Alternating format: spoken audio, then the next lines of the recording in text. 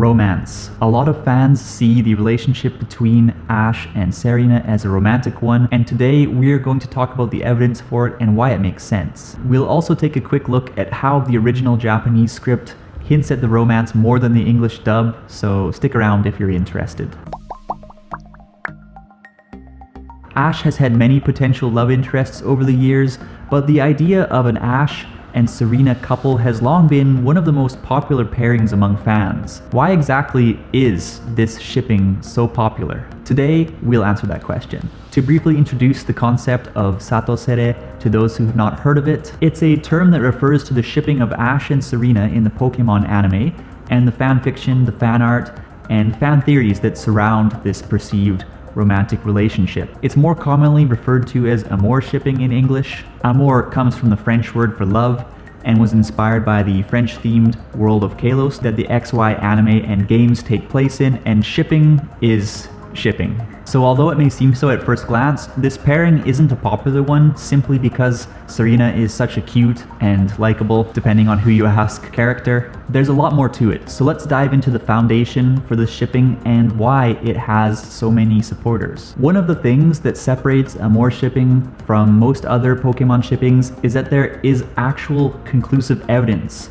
of Serena's feelings for Ash. Most of the romantic feelings of other female partners in the anime are derived almost purely from fan theory and reading heavily into implied scenarios, but there is in fact a clear canonical basis for a Serena and Ash romance, and that's what makes it such a convincing and intriguing concept to explore. Now, to all the Poke shippers and Pearl shippers out there, this is not an attempt to undercut all of the other ships out there, because gotta catch them all, and there is a lot of potential with the other girls. But let's just explore the reasons why so many fans get behind the Ash and Serena romance, and take a look at some of the nuance in the original Japanese script that was lost in translation, and then I'll give my 2 cents on the whole thing too. So just to restate this, it is blatantly clear that Serena likes Ash, but let's quickly run through some of the evidence just as a refresher. The early roots for the romantic undertones of Ash and Serena's relationship in XY cropped up with a flashback, which revealed that Ash and Serena actually knew each other in their childhoods. As the anime shows, they were both in Pallet Town attending a summer camp held by Professor Oak. When Serena got lost in the forest, a Poliwag scared the out of her, but fortunately Ash was there as he was pursuing that Poliwag, and he bandaged her up and got her back on her feet. We then saw them in a cute, innocent childhood embrace, and even though her knee continued throbbing with pain, Ash encouraged her and led her out of the forest, and as we later learn, she took that same handkerchief back with her to Kalos as a memoir of sorts to cherish that experience with Ash. And we later find out that she kept that handkerchief with her ever since. This frames the potential for romance between the two in XY and XYZ quite clearly, and there are so many moments throughout this segment of the Pokemon anime that build upon this. Let's just rattle off a few as examples. From Serena's side, she's really jealous of characters like Miette who compete for attention from Ash. She's always showing her heartfelt support for him, for instance, following his loss at Snowbell City when she rushes out into the woods after him. She blushes time and time again in the series when she feels embarrassed about people poking her about her feelings for Ash, or when he does something that gets her heart fluttering. She incorporates the blue ribbon that Ash gives her into her new outfit, and let's not forget that she embarked on her adventure in the first place simply because she wanted to be with Ash. Now, what other girl in the anime has done that? No one. And then while it's not nearly as heavy, from Ash's side, he often breaks some of his typical character traits and shows nervousness in his body language in various situations with Serena. He compliments her and worries about her feelings, particularly after Ash spanks Fukiji in Hyoku City. He really gets into that Fennekin costume, and of course, he gets a little touchy with her from time to time. The hand on the shoulder, the hand grab. I don't know about you, but I usually don't grab a girl's hand like that unless I have some kind of romantic intentions. But then again, it is Ash. Anyways, there's quite a bit of material here that is very suggestive, and while the affections largely appear unrequited, that is how a lot of relationships start. Oh, and we're forgetting one thing. They kissed. If this isn't fantastic material to support the shipping, I seriously don't understand what is. Just to recap this steamy situation, as the Pokemon XYZ anime was drawing to a close in its final episode, there's a surprising and quite lovely scene wherein Serena is about to depart by plane to Hoenn. And let me tell you, I think this is where the English dub loses some of the nuance in the original Japanese script, so let's talk about this quickly. So they're standing at the top of an escalator as Serena is about to leave, and then she says something important to Ash. And in the English dub that I heard while I was researching for this video, she says, "You're the kind of person I want to be. Next time we meet, you're gonna like the kind of person I've grown into." And okay, the first part is alright, even though it does lose an important part of the ambiguity of that line, which we're gonna talk about in just a moment here.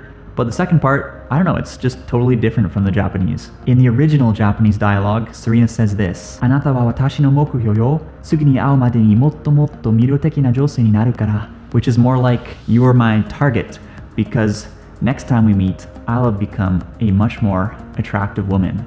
Wink. The word mokuhyou means target or objective, and it can also mean role model, but I feel like the room left for ambiguity with this word choice was clearly intentional, and a lot of Japanese viewers took it this way. And just look at Ash's flabbergasted face as he tries to work that out for himself. So Ash could be her target or role model in the sense that she looks up to him and respects him and wants to be like him, but in this context, preceding the line immediately after where she says that she is going to become a more attractive woman, followed by a wink that pretty much says, "I'm coming for you." I'm personally more inclined to believe that this is her confessing her love and future romantic intentions for him in a kind of roundabout way. I can definitely understand the difficulty of retaining that ambiguity when translating into English, but I'm quite convinced that the ambiguous wording of the original Japanese lines were very much intentional, so it's a shame that that did not come through in English. The series director Tetsuo Yajima actually stated after this that yeah, Serena in this scene was saying that she was going to work on herself and then come back for Ash. So I think that certainly adds some clarity to the ambiguity of this line. Anyways, that's just the build up to the really mushy stuff. Serena then turns to ride the down escalator, but midway down she turns back to Ash and she says, "There's one more thing," and runs up the escalator to stand just centimeters in front of him. And while their faces are out of frame, because this is all ages TV everyone, she clearly leans forward and kisses Ash.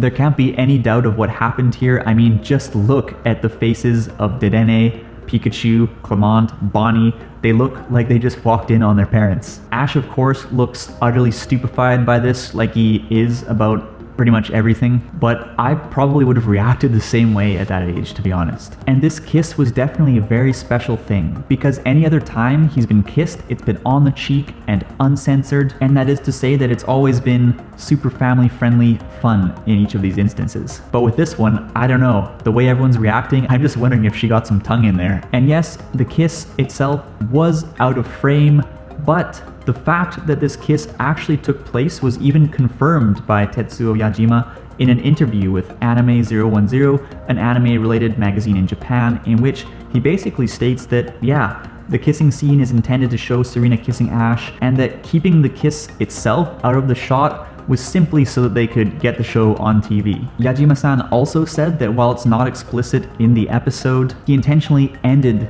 their encounter in a way that suggests that, you know, their love will grow into something bigger in the future. And it really does seem like Yajima-san is an amour shipper himself, because he even took to Twitter upon completing XYZ, and after thanking everyone, he said, "There is a cut in the last episode with a message from me to all the staff and viewers.